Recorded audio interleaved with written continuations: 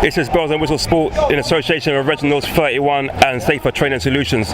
We're outside Carney's Community Centre in Battersea. I'm joined alongside George. George, if our fans who don't know about us and don't know about George, I want you to tell them about the community. Tell me about what you're running here. Okay, so we run, we've got a community centre. We're targeting the most disadvantaged members of the community, but we're open to all because we want people to mix. And we do mainly a combination of boxing fitness sessions, which are free, youth work, and then long-term mentoring. So what we try and do is, we call Carney's Community because we want to try and replicate a community or create a community for our young people to belong to. Thank you for that. I've got another question for you, obviously. Tell us a bit about yourself and about Mick, obviously the founder of this. So my first involvement with boxing was I was working with a couple of young offenders over in Brixton, and they wanted to learn how to box. This was about 18, 19 years ago. And so I looked up Fitzroy Lodge, phoned up Mick, asked if I could bring him down. He said, yeah.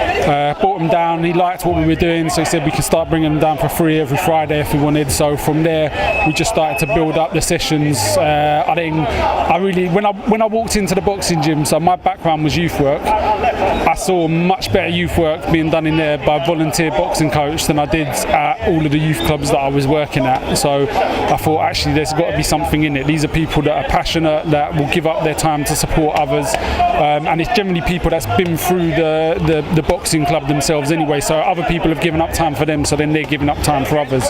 So loved the whole idea of it all. Got kind of hooked onto the boxing aspect of it as well, just because it's a sport where you have to control your aggression. You have to learn to control your aggression. People who don't know about boxing, they think it's all about aggression, but it's not. It's about controlling your aggression. And we just saw that there was some really, really positive impact that it was having on loads of people. And then I got to know Mick quite well, and he got me on the board of the committee over at Fitzroy Lodge to try and help do some fundraising. And I just remember interviewing him once for some fundraising and saying to him, what's your biggest success in boxing? Expecting him to say like one of the many world champions he's trained, but he was like, no, my biggest success is helping whoever wants to come in and be a boxer to be the best boxer they can be, and in turn to be the best member of their society that they can be. And that really hit home for me. He then introduced me to Mark Reigate, who was another coach down there, but was also one of his boxers that he'd kind of saved from a life of crime through using boxing. And he kept saying to us we should try and set something up ourselves, with me doing the youth work, Mark doing the boxing coaching. And we did on a very, very small scale. And then when he passed away in 2011, we decided actually we should probably try and do it on a bit of a bigger scale. And we set up Carney's Community, and this is where we're at now. So we're really trying to replicate what he was doing, in that he was using boxing as a tool, as a technique to engage kids, to help them get life skills and transferable skills that can be used in the workplace, and then he'd filter them into opportunities that he knew about once they demonstrated to him that they were ready and they were reliable, consistent and capable of holding down a job. That's a fantastic story. Actually, that's an inspiring story. Thanks for that story. Obviously, one other question I want to ask as well. How important is youth centres during the summer holidays? I think during any time youth centres are massively important. I think we live in a society where we've got lots of fractured communities. We always use the phrase, it takes a village to raise a child. Like, it's not just a mum, it's not just a dad, it's not just a mum and dad, it takes a whole community to do it. And youth clubs are central to creating communities and to creating strength within the community. Like, if you go anywhere you go, when there's lots of the community getting together and participating in positive activities, it can do nothing but help society. And with the closing down of lots of youth centres, it's causing loads of problems because these kids have got to go and find somewhere else to hang around, some other people to associate with. The benefits of a youth club, when you go in there, you know you're going to be surrounded by positive role models. when you're out on the streets, you don't know who you're going to be surrounded by role models, but you're not going to guarantee that they're positive. Okay, so if we're going to offer it, we need to be offering an alternative to some of those negative role models out there. And if we don't have youth centres, whether it's after school, whether it's in summer holidays, then we're leaving these kids vulnerable to people who are willing to put the time and effort in to get them under their wings. And I mean, you look at grooming for child and sexual exploitation, for county lines, all these sort of things. There are lots of people out there that are putting a lot of work into trying to attract these young people over to do it. And if you don't have youth clubs and community groups there that are able to combat that and are able to offer an alternative, then you're essentially giving up on these young people and you're giving up on the opportunities that are available for them. I fully agree with that. That's something I feel strongly about as well. So thank you for that as well. Thank you.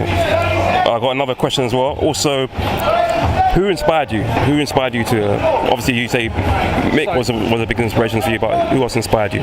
So yeah, obviously Mick was a huge inspiration for me. Another big inspiration for me was my mum. Like the reason I'm adamant. The reason I didn't get into more trouble than I did when I was younger, and I didn't go down the same path as some of my friends, is because I had a good mum and a good family around me. And this is what I've learned, that actually a lot of other people don't necessarily have that. But then there's been thousands of other people that have inspired me. There's been the person who first took a chance on me when I was trying to get into doing youth work, Lee Parker, who worked over in Lambeth. He was a great man. He changed loads of kids' lives as well. He was very inspirational. And then bringing it closer today, some of the kids in here motivate me. They inspire me. Like some of the kids who've been through stuff that none of us could even imagine having been through, but they still get up, try their hardest, work at things, and they come out the other end well. So it's easy to look at older people as being inspiration, but in fact I think we've got a lot of inspiration all over the place. We just need to recognise it. That's very true words there. That's very brilliant. Thank you for that as well. So another question I want to ask you, as you're a boxing fan,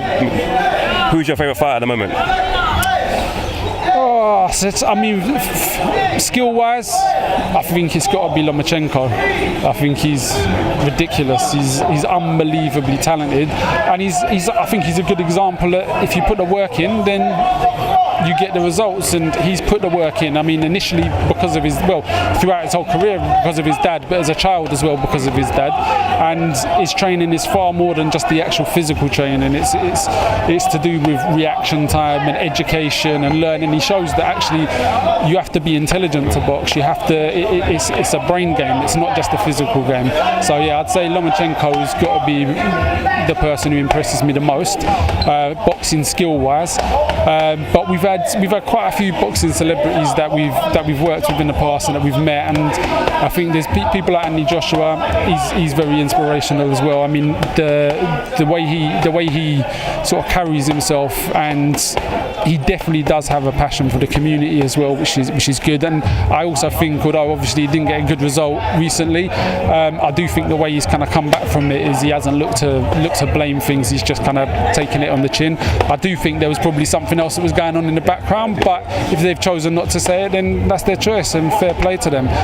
But we've also had Andre Ward, who came down, and Andre Ward was probably the person who's surprised me and impressed me the most out of the boxers. Who was he gave up so much time to talk to the kids. I think he sacrificed doing a radio interview because there were so many kids that came down to get him to sign, and he was like, no, saying to his agent, look, no, I'm here because of these fans, and I'm not leaving these fans just to go off and do a radio show. So I think someone like that has been like, you've got to look up to someone like him, and he's a very good boxer as well. Very good. He's actually my favourite boxer, maybe not all time, but one of my top three fighters of all time.